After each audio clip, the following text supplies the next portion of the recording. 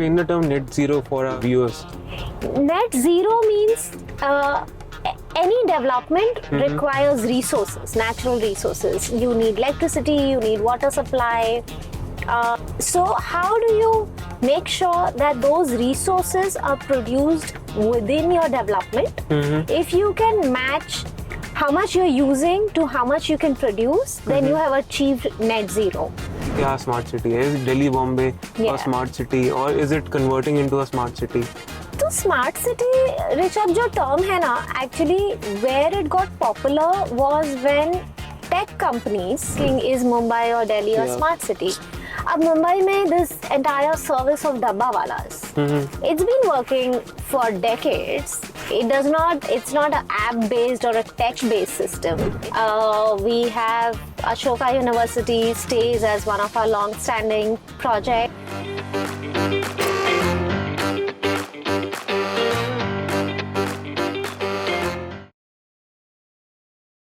Hi Chhavi. Hi Rishabh, very good to meet you. Welcome to Let's Decode Stories.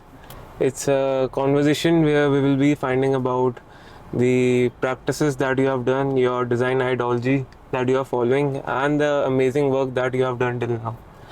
So, how has been your journey till now in Delhi? Thank you for having me. Firstly, I think this is a very good format and it's a pleasure to be here.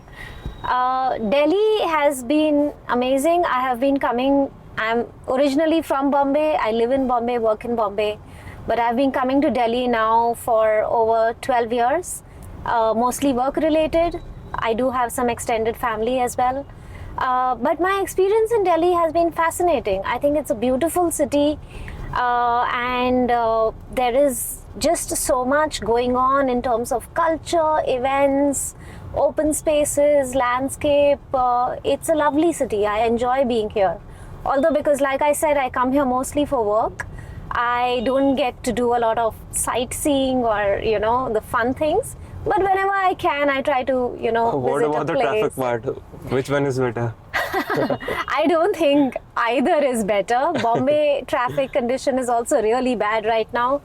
The whole city seems to be a construction site. So we have terrible traffic situations too. I think Delhi traffic has in fact improved over the years, I would say. Because at least within the city it's easier. But we take a long route up north to Sonipat, to one of our project sites. That route is too much smooth, I believe. No, in fact, that route has been horrible because, there was flyover work going on, then there was farmer agitation, then there's something else. There's always something going on that route. And the time is so unpredictable. It can be anywhere from 90 minutes to, 120 minutes to even 150 minutes from Delhi airport to Sonipat. It's very unpredictable. So, but I think what really strikes me about Delhi is the improvement over the past decade in terms of placemaking, public spaces, safety for women. I think personally for me, when I used to come initially, we used to have like a hired car that would just take us from one point to the other, and that's it. We would just be limited within that range. Now I find it much easier to go around. There are a lot of public spaces that feel completely safe. So, after work you can step out in the evening, go to a nice place. With the fleet taxis coming in, it's much easier. Which one is your nice place to hang out? So, like we stay in Aerocity mostly. So even in Aerocity, initially when the hotels were there, you had to just be in the hotel. But now with the whole Worldmark development, there are a lot of good restaurants, shopping, entertainment facilities. So we actually never end up having dinner in the hotel. We go out, which is quite nice. Even I've explored a few other places in Delhi, this entire, the Horse Khas village thing, which is quite nice in the evening. So maybe they were always there, but for me, it has been a journey of exploration. It is a new place for you. Yeah, right? yeah. And I feel much safer now, much more familiar now in Delhi. So yeah, I like it. And what about your daily routine in Bombay? As you're, working in an international firm, So what's your daily routine like? Yeah, that's a good question. Actually, I have long days because of multiple accounts. One, I stay away from my workplace, so I have a long commute. And I use public transportation, which is, I believe in using public transportation, so it's a matter of choice.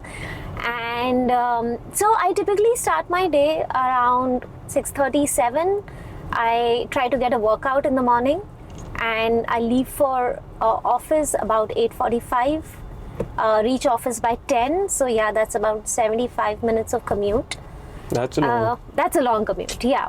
But things have improved there. We have air-conditioned local trains now, so my morning commute has improved So you considerably. truly believe in, sustainability. Oh yes, absolutely. That's nice. And the train commute is nicer, so I'm either catching up on news or listening to a podcast or an audiobook. Try to do something in the train. I'm at work from 10 a.m. to almost 8 p.m. And that's mostly, That's pretty long. Yeah, that is 10 to long. 8. And that's mostly because the day goes in, looking at projects around the country that we're So the doing. culture is there like 10 to 8 within your office, or due to just work? You are, occupied with so much pressure. It is the amount of work we have. Work, And okay. also what happens is evenings is when we have calls with the US, which typically start after 5:30 p.m. So we get 2-3 hours of overlap with the US, which is important for us because all our projects are a blended team between India and US. So there's always that interaction between the team that goes on. So which is why my day kind of ends by 8 p.m. And I'm home say by 9:30. And just like retire, just ease out, mostly cut off from devices and read something or listen to music or watch something. And yeah, so that's a typical work day. That's a pretty, long day. Yeah, it is. 10 to 8. And again, you are, very fit because of, managing time for your fitness as well. So, which 6 baje uthe, you did the workout. It is a pretty long day. Yeah, I think workouts are extremely important, I mean, you realize the more busy you get, you need to stay more active physically, mentally, de-stress You get a yourself. different energy while working, Exactly. Once you start working out, अलग ही energy आती है उसके अंदर. Exactly. हाँ, तो वो बहुत ज़रूरी हो जाता है कि you have to pay attention to yourself so that you are most productive at work. And what about about the culture within your organization? How it is? Organization culture, I think, being a global firm, it's very sort of open and collaborative.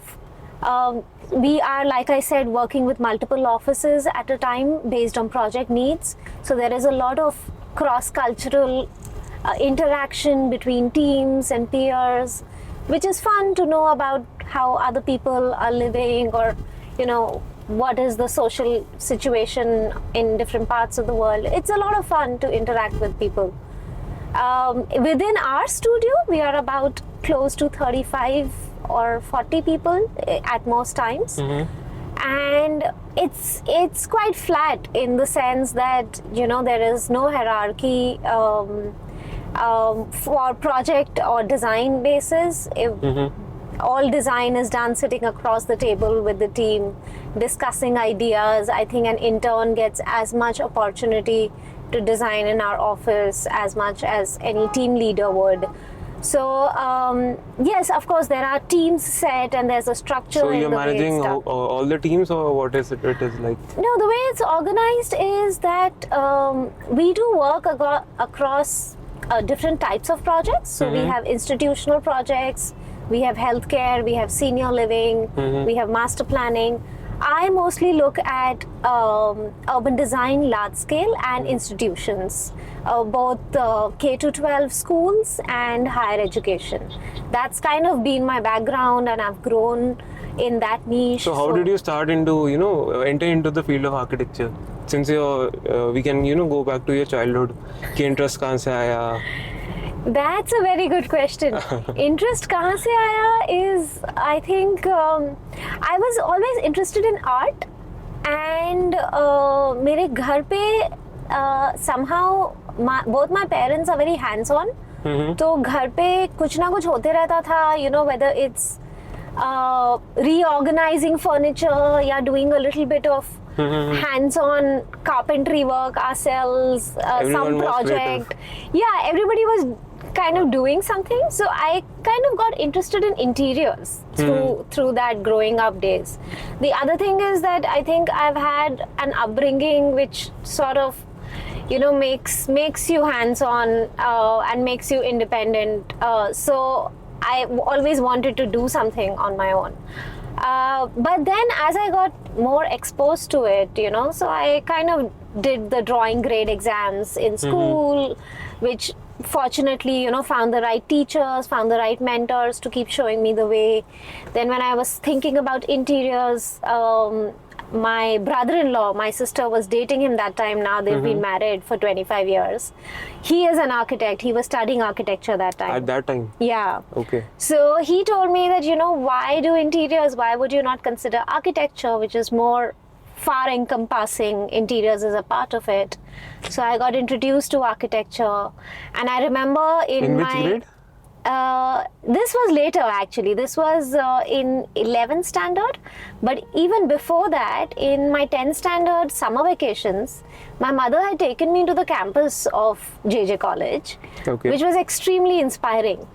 That time I hadn't decided on architecture, but I knew it was something related to art. And the JJ campus is amazing because, you know, you see sculptures lying around, you see artwork, you see graffiti on walls. It's a very creative environment, and I somehow knew that this is the place I want to come to eventually. You know, I want to study here, I want to be part of this environment. And then incidentally, it so happened that my brother-in-law was studying at JJ. So, you know, when I was introduced to him and he spoke to me about architecture, it sort of all, you know, fit in together. So I think it was destined to be. So yes, that's how I ended up studying architecture at JJ College. You must be, you know, topper in your school, I believe. No, I wasn't the topper, but I think I was among the fairly, you know, good students, I would say. अच्छा नहीं मुझे लगा you must be, you know, topper. पता नहीं कैसे. नहीं, I was not a topper. But I was interested in studies. I think I used to like chemistry a lot in 11th, 12th. I don't like mathematics. I have never been good at that. Still in architecture. Still in architecture, yes. But thanks to Excel, I can, you know, manage. But I don't like. मेरे से maths इतनी अच्छे से नहीं हुई. Still I did top in arts. Oh, that's amazing. Yeah. But अगर मैं architecture नहीं करती तो शायद मैं chemistry में कुछ करती, because I used to enjoy chemistry a lot. अच्छा, great. That's great. And so, tell me about, you know, about your projects that you are handling currently. Projects I'm handling currently, we have 2 schools going on. One in Coimbatore, one in Hyderabad. We have Ashoka University stays as one of our long-standing projects. Very close to my heart because I've been, you know, working on the project for more than 10 years now. So it means a lot to me. There are some other higher education projects which we are doing. And there's always some master planning work going on. So we have a couple of projects going on which are lotted developments, large sites, where we're trying to, you know, even with the idea of lotted developments, bringing some aspects of landscape, sustainability, placemaking. We try to bring that approach to all our projects. So yeah. But how do you, you know, apply the concept of sustainability? At large scale, so there are a lot of things that at large scale you can consider for sustainability when you start. If you start with the location first. You have a parcel of land. You look at where it's located. You do studies for wind movement, for sun movement, identify local watersheds, identify local landscape, what are the local species, if there is a biodiversity on site, that needs to be considered, then those are considered. These are all very simple techniques that can, once brought into the development, into the master plan, can add a lot of value, can add a lot in terms of retaining the existing character and value to the land. So we do that. Then once the master plan starts setting in, there are a lot of passive design strategies. You know, how do you orient your buildings? How do you make sure there is enough sun exposure? In colder climates like Delhi, you want winter sun, but you don't want the summer sun. So how can you make shaded courtyards for summer, but have terraces But while for winter sun? designing a township, for example, let's say we are planning a new city, तो उसके अंदर कैसे चलेगा? You just get the area of township कि आप city plan आपने basic कर दी, but internally हो सकता कोई और architect आके building पे design कर रहा हो, हाँ. तो how do you manage with that? उसके अंदर conflict नहीं आता थोड़ा बहुत? नहीं, उसमें क्या होता है ना, मास्टर प्लान में आप बेसिक आपने फ्रेमवर्क्स एंड गाइडलाइंस सेट कर लीजिए that this is the broader vision for how the development wants to be, and you'll set parcels for the development where then another architect can come and develop that parcel. And this is a very common practice. Those rules are followed? Mostly, and of course it depends on the client who is getting the development done. Like अगर कोई private developer है जिसके पास एक बड़ा land parcel है and हमने master plan किया है, हम टिपिकली उसके साथ गाइडलाइंस प्रोवाइड करते हैं, क्योंकि large developments happen over phases. They may not engage us for every phase, पर उसके बाद जो architect आएगा, once he looks at the master plan report, he looks at the guidelines, he knows how to take it forward. And of course then it depends a lot on the client team also to continue that vision.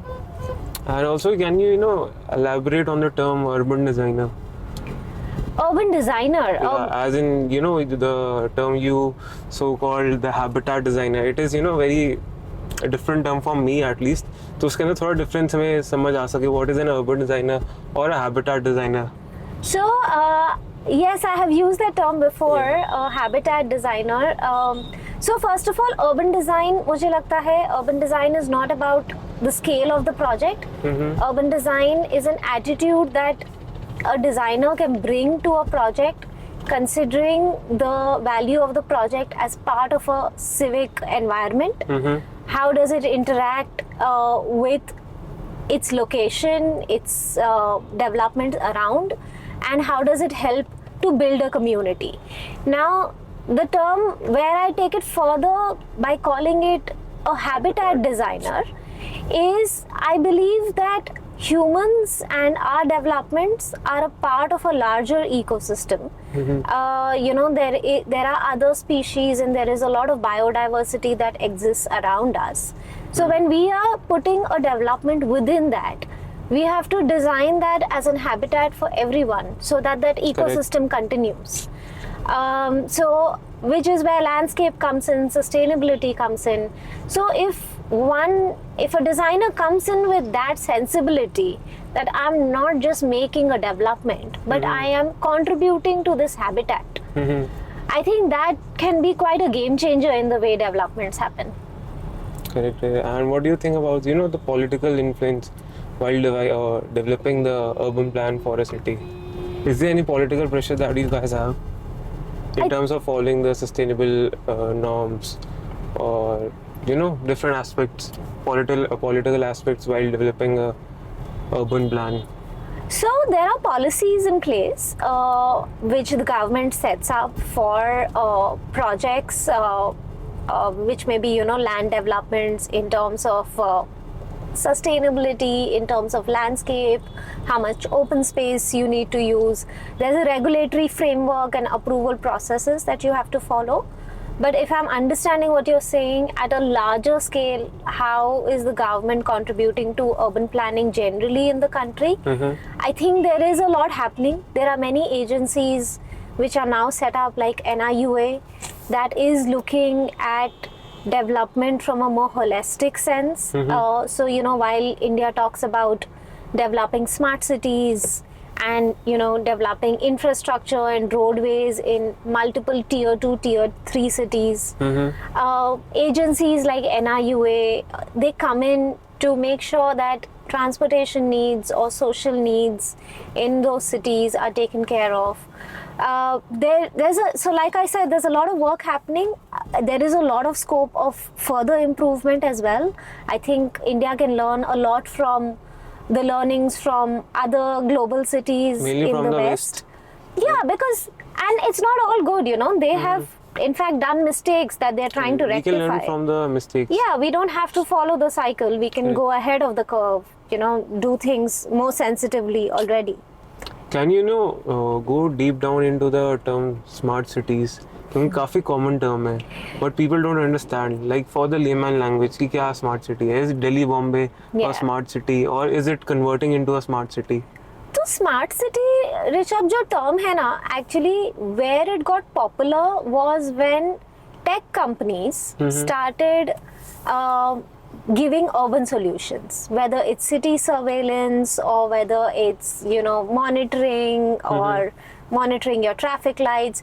So it was a tech solution, and that's why they called it a smart city. But truly अगर हम देखें तो Indian cities are smart in their own way पहले से भी, and smartness does not just come by the application of tech. It comes by the way a city functions. For instance, because you're asking, is Mumbai or Delhi a smart city? Ab Mumbai mein this entire service of dabba walas, it's been working for decades. It's not an app based or a tech based system. It works out of communication and coordination. And it's been such a successful model that it has been studied by a lot of Western universities. So that is a smart solution, right? Correct. So I don't think narrowing down this concept of smart cities to tech is the right way to look at it. But I think the way we do things and the way Indian cities function have a lot of inherent level of smartness, if I would say. But for the common person, how will a common person, identify, oh, this city is a smart city? क्योंकि इसमें चलो, क्या कैमरे लग गए हैं या automated चलान आ रहे हैं, तो क्या ये स्मार्ट सिटी है फॉर अ लेमैन लैंग्वेज? मेरे ख्याल से वो अंडरस्टैंडिंग नहीं होनी चाहिए. मेरे ख्याल से smart city for a layman should be जहाँ on a day-to-day basis everything works seamlessly. So whether it's your garbage collection, whether it is maintenance of your public spaces, experiences in open areas for recreation, shopping, entertainment. Any good example in India? Okay, so I think a lot of cities are doing well. Like Indore has been, consistently being rated as one of the smart cities, and they have done commendable work. उनके यहाँ ये है, they are doing a lot of garbage collection. They are trying to minimize landfill. They're doing a lot of waste recycling, sorting. Open spaces are getting cleaned, maintained.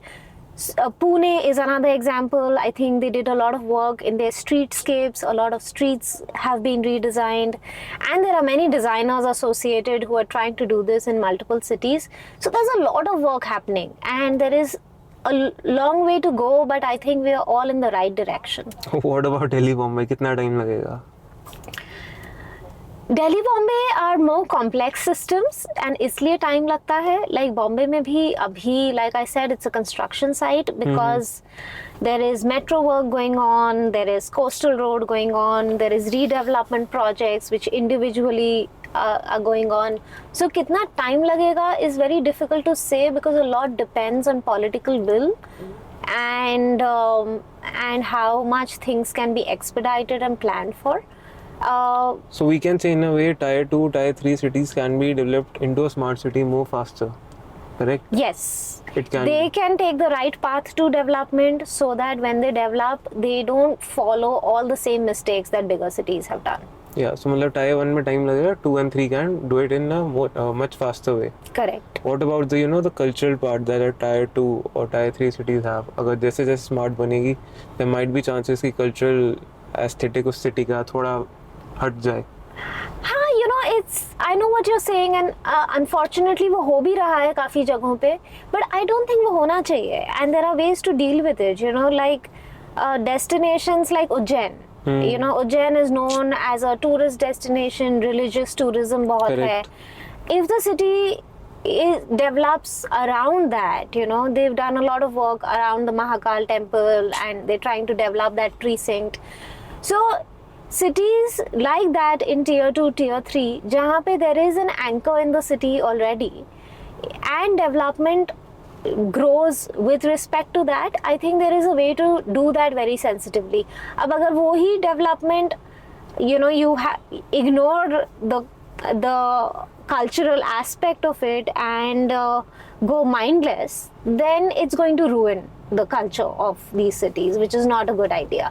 Because if you think about India mein itni diversity hai, a city in North India versus a city in South India is completely different, you know, and I'm talking of tier 2 cities like a Indore versus a Trichy, very different. There is a lot of work happening. Even in Tamil Nadu, the government is trying to have this entire master plan for religious tourism. As an architect, do you guys, you know, try to preserve that cultural essence? Yes. Do you yes. guys? Yes, we try to take from whatever the location and the city has to provide and enhance that further. See, development is inevitable. So development तो होगा, पर आप उसको कितने sensitively और कितने adaptively करते हैं, that is what counts. It is correctly said. And can you know deep dive into the term that mostly brands are using and generating reports on, ESG? ESG, yeah, ESG Just a basic has, one. Yeah, so ESG has become a buzzword, especially with corporates. Yeah. And ये इसका evolution, at least the way I understand, is coming from, you know, पहले you had your CSR, which was corporate social responsibility, and then there was some accountability there. फिर लगा कि, you know, that's kind of just becoming a checkbox.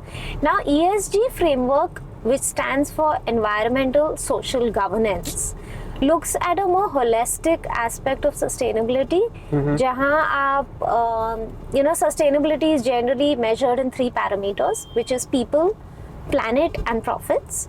So so you are looking at the social aspect of how within your company or within your organization you're able to bring in social diversity, give equal opportunities to people, be you know, allow for a framework for growth for everybody equally, bring in environmental aspects, that as an organization, if you're building your offices, if you're building your factories, how are you able to make sure that you are, you know, contributing to the environment and not spoiling it. And what is your governance structure to take care of all of this, you know, whether in every department people are following processes in decision making that impacts this, and how that goes up the C-suite and gets reported at a firm-wide structure. So that's where ESG comes from. I don't know इतना holistic application है या नहीं उसका corporates में, but ideally होना चाहिए. But term बहुत use होता है.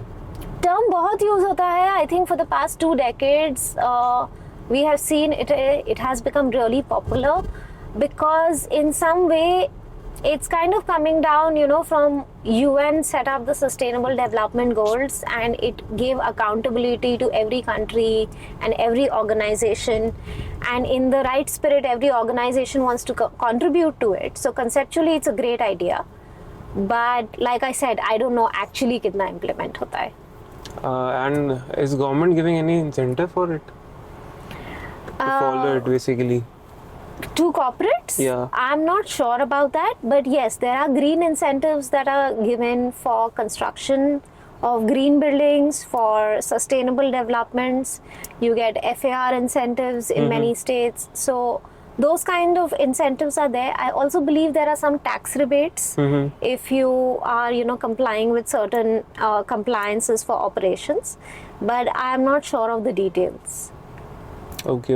And do you want to talk about your project Ashoka University a bit more, you know? Yeah, so Ashoka is a privately held liberal arts university located in Sonipat, north of Delhi.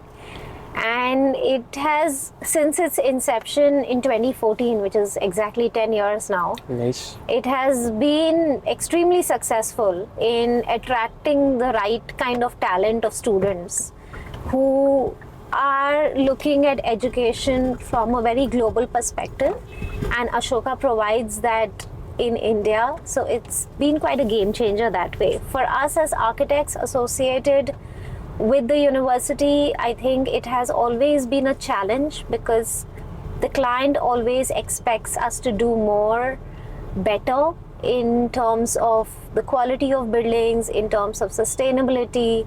So like all new buildings So are what now... did the management, give you the brief about the project? कि हमें क्या building चाहिए? How did you decided कि this will be the design of the building? या ऐसा रहेगा? So A bit of the process. the initial brief which was given to us, we started work in 2011. Was very simple. They told us we want a campus which is global in its functioning, but still rooted to the Indian aesthetic. It has to, feel like it belongs to India. That was the simple brief given to us. But as simply as that is stated, to actually achieve something which stands true to that value is very tough to do. And we try to make sure that we are staying true to that vision in every design and every phase of planning, so that the campus grows in that direction. Now they have gone further and they have said, let's plan for a net zero campus, which means that in terms of water and energy, we are completely self-reliant. We recycle all our water. We are producing enough renewable energy on site so that we can support our own campus. Can you explain the term net zero for our users or basically viewers? Net zero means any development requires resources, natural resources. You need electricity, you need water supply. So how do you make sure that those resources are produced within your development? If you can match how much you're using to how much you can produce, then you have achieved net zero. Because you're not consuming from outside, but you are able to produce and consume your own requirements. It's easier said than done because water is a very scarce resource. Using water and saving water to an extent where you can meet your own needs again is not easy. There are many ways to do it. There's technology to do it, but not a lot of people are doing it. So how are you achieving in Ashoka for the second phase? There are many strategies.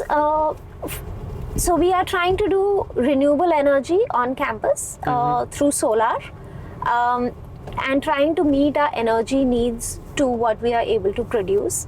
How do we meet our energy needs to what we are able to produce? We are doing a combination of naturally ventilated spaces, transitional spaces between indoors and outdoors, and limit the use of air-conditioned spaces where it's absolutely necessary. And let me tell you, that doesn't mean we're compromising on the comfort level for the user.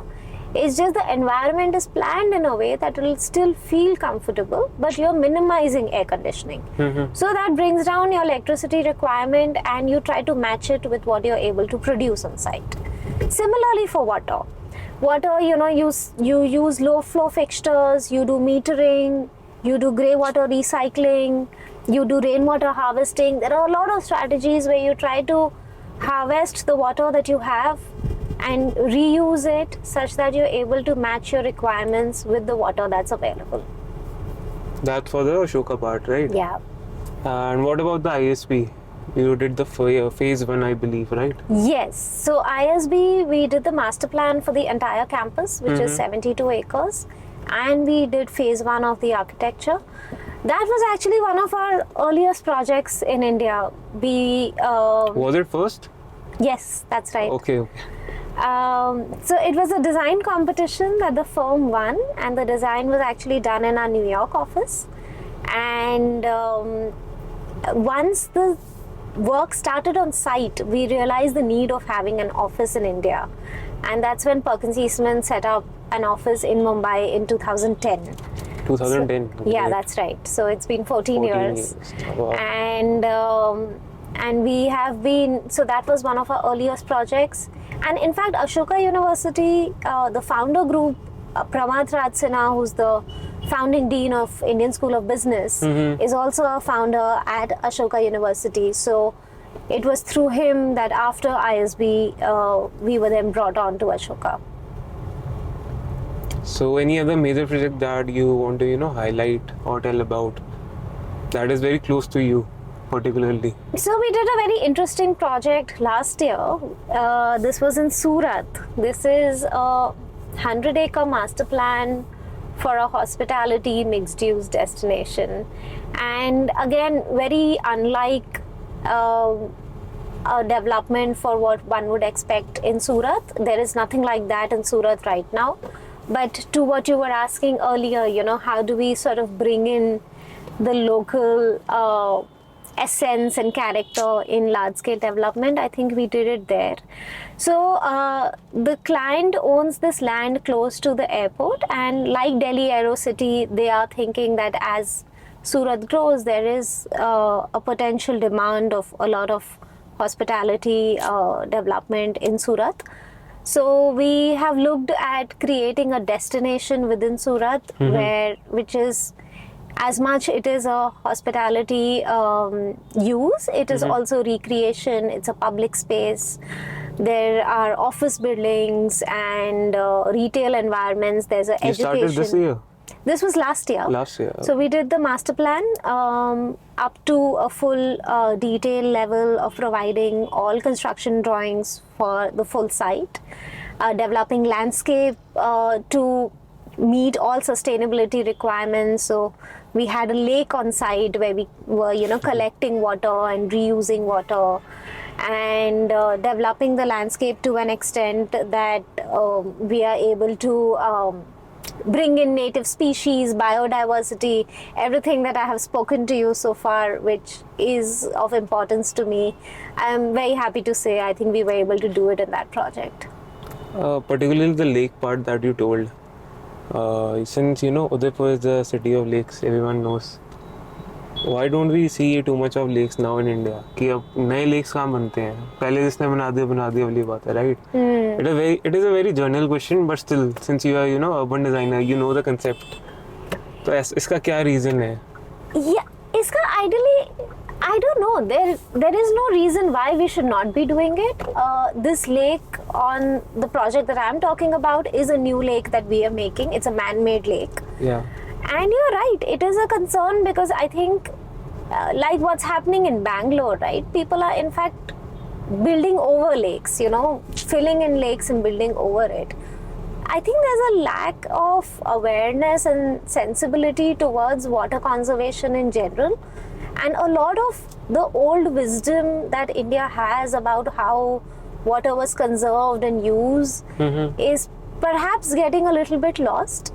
Having said that, there are many people who are water conservationists, activists, designers, who are trying to keep that voice alive, and they are trying to do a lot. But I think there is a disparity in that sensibility between developers who just want to monetize and make the best use of land as much possible, and this group of people that is trying to still protect and conserve water. So how will you create awareness about it that we need? See, our way of creating awareness is educating and bringing awareness to every client and every potential client that we interact with, because I don't think that one needs to compromise on the profits that they need to make on a development while not doing these things. So nobody is saying that, oh, can you compromise on 20% of your profits? You don't have to do that. Rather, it is a plus point for them. Exactly. Right? Rather, it can be a value addition. You can still develop your property the way you want to, but it's very important to not neglect the sustainability aspect. As a designer, that is our best medium to make sure that every project that we contribute to, we are educating a client, making them understand the need to do that, making them understand the value, like you said, of doing these things. And lastly, let's talk about the thing how citizens can, contribute towards sustainability, or how will they, even measure the terms of sustainability at their own level. I think for citizens, the first thing is being aware. How do we bring awareness? Awareness comes at multiple levels. Awareness comes by, educating children and making them aware of what At a young sustainability means. Yeah. And also because then they go back and they ask their parents, right? Ki, mujhe to ye sikhaya hai, why are we not doing this? I think children can nudge Action their... speaks louder, right? Exactly. And children can nudge their parents in the right direction. Then taking that a little further at community level, I think there is a lot that we can do within our housing communities or our neighborhoods, which, like you have RWAs in a bit of Delhi. campaigns, No, also actions, like if there's a plantation drive and you plant trees, adopt a certain stretch of trees, like, along this street, say this neighborhood adopts this stretch of trees, you make sure that this flourishes. Waste, I think waste is something we are not looking at. We can manage waste at a citizen level. It is a bottom-up approach which is very effective.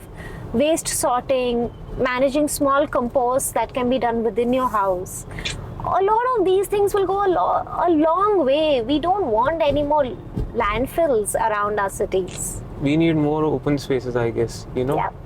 Even while we saw the COVID phase, there I believe people were missing open spaces since they were, enclosed within the walls. Yes, that's right. In fact, I would say Delhi is much more fortunate that way. In Mumbai, we are really craving open spaces. Correct.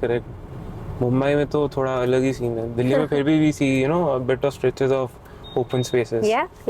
And Delhi also has some very well designed and maintained open spaces, which you see it during this time of the year is so active. Places like Sundar Nursery or, the Seven Wonders Park. People love going out there, hanging out with families, kids are playing. It's a fantastic environment. And what would you say about a young person who is thinking to go into the field of architecture, particularly for the urban design, or say want to master into the field of sustainability? Any guideline, any advice for him or her? I think it's the right place to be. It's the right time to be because you can really make a difference. But I think that passion and self-motivation has to keep driving you because it's not easy. There is a lot of resistance and challenges in the field which needs to be looked at. So you have to be consistent and you have to keep trying and trying to do your best. But there's a lot of scope. There's a scope. Correct. Great, Chhavi. It was great having you. I hope you enjoyed the show. Yes, I did. Yeah. I enjoyed having this chat with you, Rishabh. Thank you so much. Thank you.